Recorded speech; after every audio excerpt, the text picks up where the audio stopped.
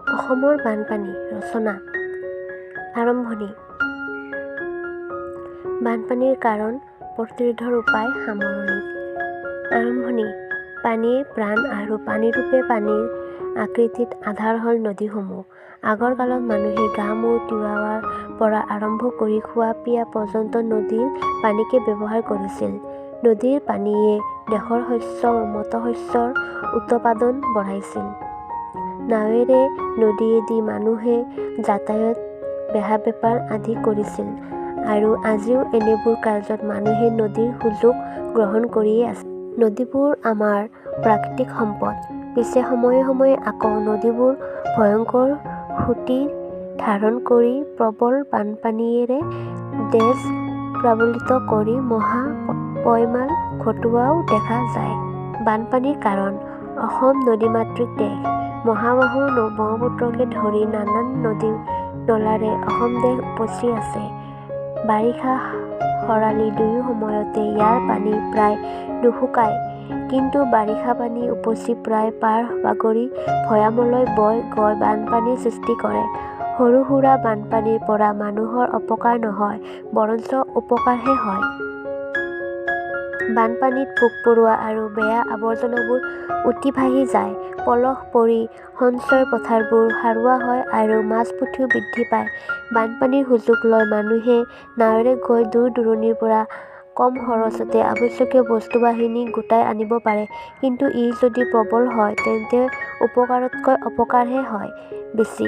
1950 চনৰ ভূঁইকঁপৰ পাছৰে পৰা আমাৰ দেশত প্ৰায় প্ৰতি বছৰে প্ৰবল বানপানী হৈ থকা দেখা গৈছে। ভূঁইকঁপৰ জোকাৰণিত আমাৰ নদীবোৰ তলি দাং খাই উঠিছে, যাৰ ফলত অলপমান পানী জমিলে পাৰ উপচি পৰে। আনহাতে অসমৰ বাৰিষা নিৰ্ভৰ কৰে মৌচুমী বতাহৰ ওপৰত। মৌচুমী বায়ু আগতীয়া হ'লে বাৰিষা আগতীয়া হয়, শেহতীয়া হ'লে বাৰিষাও পলমকৈ হয়।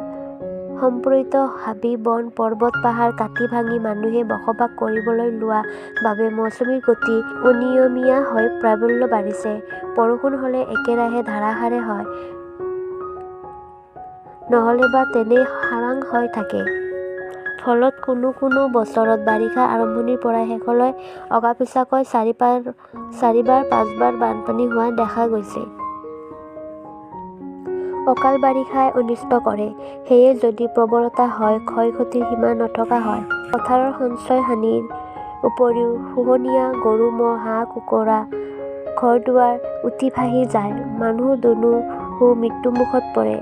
আগৰ কালতকৈ এতিয়াৰ বানপানী হোৱা মানুহৰ মৃত্যুৰে লেখ বাঢ়িছে। ইয়াৰ কাৰণ হৈছে আগৰ দিনত বানপানী প্ৰায় সকলোতে সমানভাৱে হৈছিল। মৌচুমী বতাহ, অনিয়ন্ত্ৰিত গতি আৰু অপৰিকল্পিত বান্ধ-মাথাউৰি আদিৰ বাবে আজিকালি অকাল যেতিয়াই তেতিয়াই বানপানী হয় আৰু ক'ৰবাত মথাউৰি ভাঙি ক'ৰবাত বা আকৌ পানী বন্ধ হৈ আকস্মিক আৰু অস্বাভাৱিক ধৰণৰ বানপানী হয়। বানপানীয়ে আলি-পদূলি, বান্ধ-মথাউৰি আদি ভাঙি বেয়াকৈ অনিষ্ট কৰে। আজি কেইবছৰমানৰ পৰা বানপানীৰ লগে লগে ঠায়ে ঠায়ে প্ৰবল গৰাখহনীয়া হয়। বিশেষকৈ ব্ৰহ্মপুত্ৰৰ পাৰৰ কেইবাখনো গাঁও, নগৰ নিশ্চিত হ'বৰ উপক্ৰম হৈছে। প্ৰতিৰোধৰ উপায়।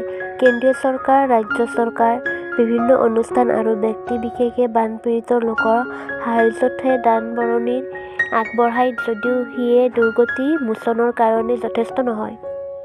ইফালে বানপানীৰ নিচিনা দুৰ্যোগবোৰ ঘনাই হৈ থাকিলে দেশৰ উন্নয়নমূলক আঁচনিসমূহ বাধাপ্ৰাপ্ত হয়।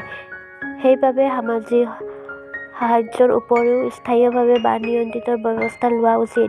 কেন্দ্ৰীয়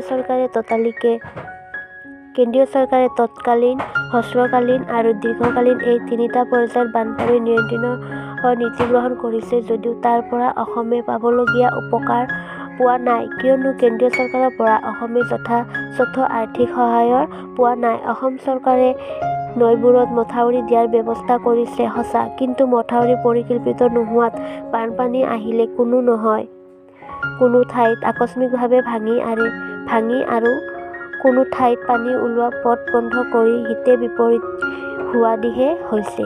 অসমত স্থায়ীভাৱে বান নিয়ন্ত্ৰণ কৰিবলৈ হ'লে প্ৰধানকৈ নদীসমূহ নিয়ন্ত্ৰণ কৰিব লাগিব, বিশেষকৈ ব্ৰহ্মপুত্ৰ আৰু বৰাক নৈ দুখন। অৱশ্যে এই কাম সহজ সাধ্য নহয়।